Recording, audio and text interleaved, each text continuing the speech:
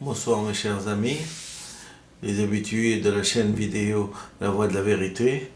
Aujourd'hui, je vais me faire un plaisir de vous lire le 15e chapitre du petit livre rouge de Mao Tse-tung, Les trois démocraties. Donc, comme il est de coutume, je vais attaquer par Vive la République populaire de Chine. C'est un exemple illustre que j'aimerais bien que certaines personnes qui prennent les devants pour parler à de la télévision, qu'ils s'imprègnent un petit peu des idées de Mao Tse-tung et qu'ils comprennent que il est inutile de partager les idées de certaines personnes rétrogrades et en voie de régression complète et qui sont même pas capables qu'ils ne sont même pas capables, ils sont même pas capables de s'analyser eux-mêmes et de se mettre dans une certaine neutralité pour pouvoir juger ce qu'ils ont fait et ce que nous avons fait et comprendre où est la régression et d'où elle vient et comprendre est-ce que c'est nous qui avons un moteur qui est coincé en marche arrière dans notre esprit ou c'est eux. Je pense que des exemples foisonnent pour démontrer que effectivement les gens qui nous ont précédés, nos ancêtres ont tout fait pour nous mettre quelque chose pour qu'on ait une irrationalité complète. Parler de façon irrationnelle et entêtée sans comprendre le primo-vins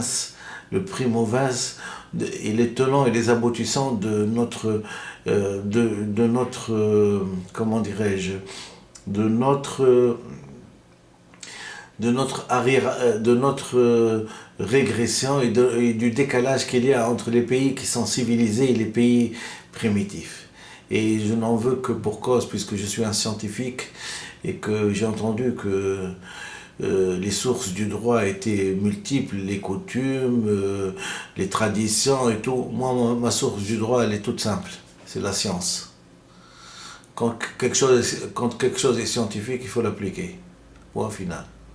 Alors, et comme d'ailleurs, je suis sûr que notre illustre Mao Tse-tung a appliqué la science pour pouvoir faire sortir 600 millions de personnes d'un état végétatif à un état d'une puissance, un état et à des personnes qui s'enorgueillent d'être la première puissance ou peut-être la deuxième ou troisième puissance mondiale. Alors j'attaque les trois démocraties et au lieu de perdre mon temps devant les ignominies de certains qui ont cru que parce qu'ils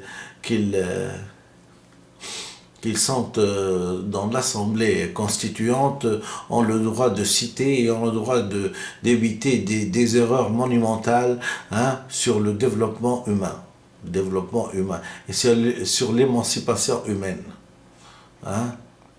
Voilà. Alors les trois démocraties, il faut réaliser les trois démocraties. Il faut réaliser une certaine démocratisation dans l'armée. L'essentiel est d'abolir les pratiques féodales des châtiments corporels et des injures et d'arriver à ce que dans la vie de tous les jours, les officiers et les soldats partagent leur joie et leur peine. Ainsi, nous parviendrons à l'unité des officiers et des soldats. La capacité combative de l'armée sera prodigieusement accrue et nous n'aurons pas à craindre de ne pouvoir tenir dans cette guerre longue et acharnée. Donc, les trois démocraties, 15e chapitre. Il faut réaliser une certaine démocratisation dans l'armée. L'essentiel est d'abolir les pratiques féodales des châtiments corporels et des injures et d'arriver à ce que dans la vie de tous les jours, les officiers et les soldats partagent leur joie et leur peine. Ainsi, nous parviendrons à l'unité des officiers et des soldats. La capacité combative de l'armée sera prodigieusement accrue et nous n'aurons pas à craindre de ne pouvoir tenir dans cette guerre longue et acharnée.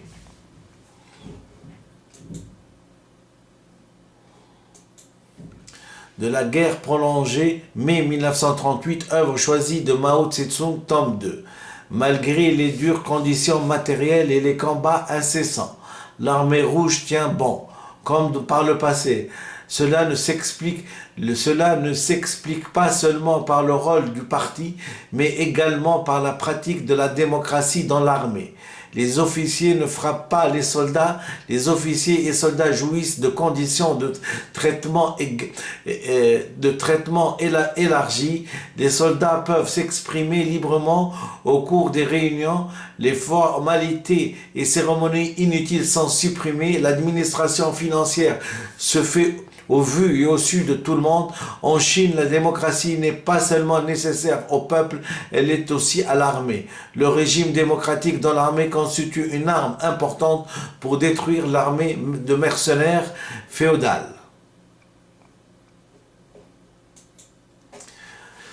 Vive la République populaire de Chine. La lutte dans les monts Tsingtong, 25 novembre 1928, œuvre choisie de Mao Tse-tung, tome 1. La ligne de conduite à suivre pour notre travail politique dans l'armée est de développer pleinement l'activité des soldats, des commandants et de tout le personnel en service, afin d'atteindre par un mouvement démocratique sous direction centralisée 3 objectifs principaux, à savoir un degré élevé d'unité politique, une amélioration des conditions de vie et un niveau supérieur de la technique et de la tactique militaire. Les 3 vérifications et les 3 rectifications, constituèrent un mouvement important pour la consolidation du parti. Et pour la consolidation du parti, et le renforcement de l'éducation idéologique dans l'armée. Elles furent appliquées par notre parti en liaison avec la réforme agraire.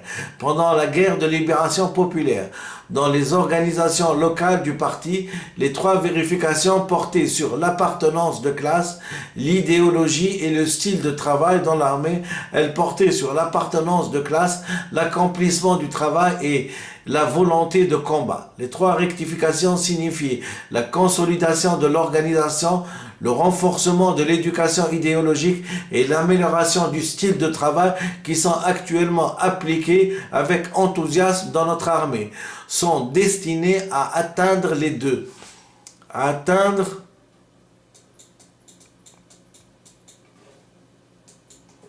Les premiers de ces objectifs par la méthode de la démocratie en matière politique et économique.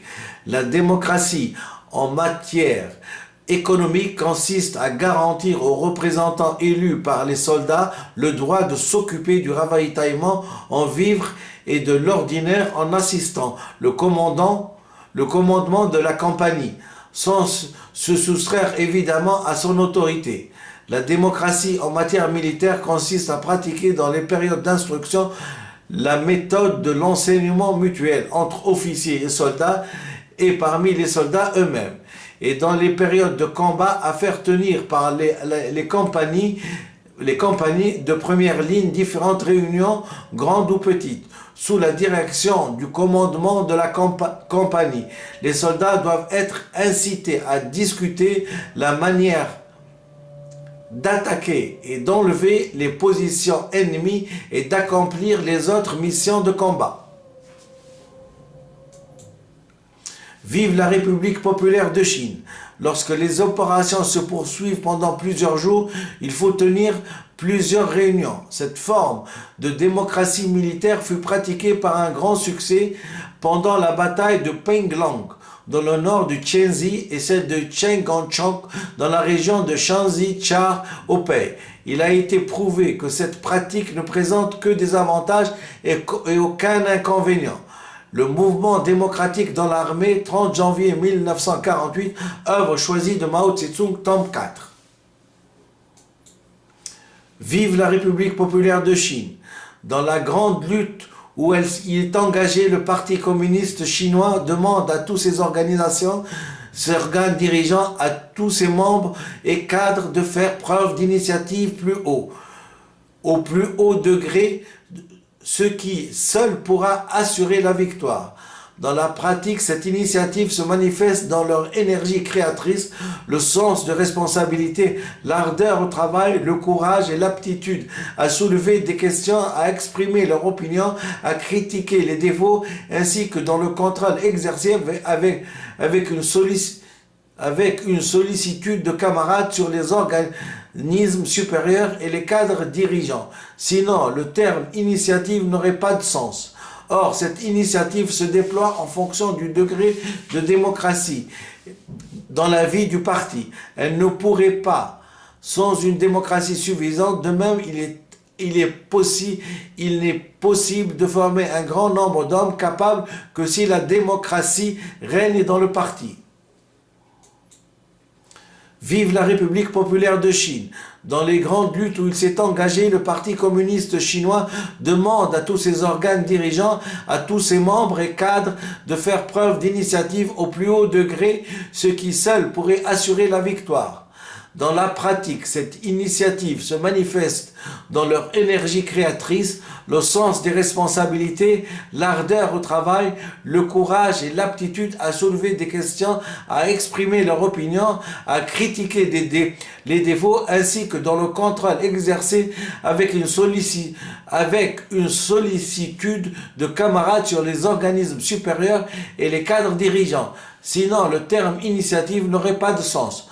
Or, cette initiative se déploie en fonction du degré de démocratie dans la vie du parti. Elle ne pourrait pas, sans une démonstration suffisante. De même, il n'est possible de former un grand nombre d'hommes capables que si la démocratie règne dans le parti.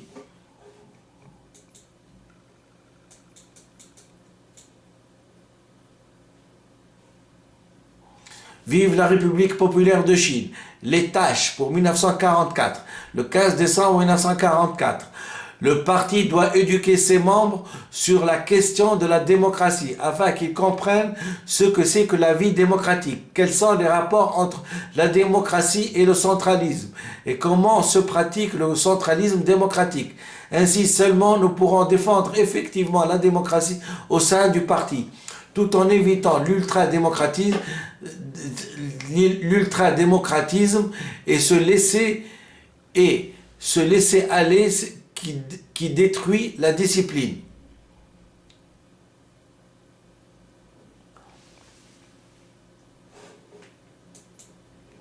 Le rôle du Parti communiste chinois dans la guerre nationale, octobre 1938. Œuvre choisie de Mao Tse-tung, tome 2. Dans l'armée comme dans les organisations locales, la démocratie au sein du parti doit servir à renforcer la discipline et la capacité combative et non à les affaiblir. Le rôle du Parti communiste chinois dans la guerre nationale, octobre 1935, œuvre choisie de Mao Tse-tung, tome 2. Il faut, sur le plan de la théorie, détruire les racines de l'ultradémocratisme. Tout d'abord, il faut montrer que l'ultradémocratisme menace de saper les organisations du parti, jusqu'à les détruire complètement, qu'il menace d'affaiblir et même de miner tout à fait la capacité combative du parti, ce qui le mettra hors d'état d'accomplir sa tâche dans les luttes et conduira par conséquent les révolutions à la défaite. Il convient de montrer ensuite que l'ultradémocratisme tire son origine de l'indiscipline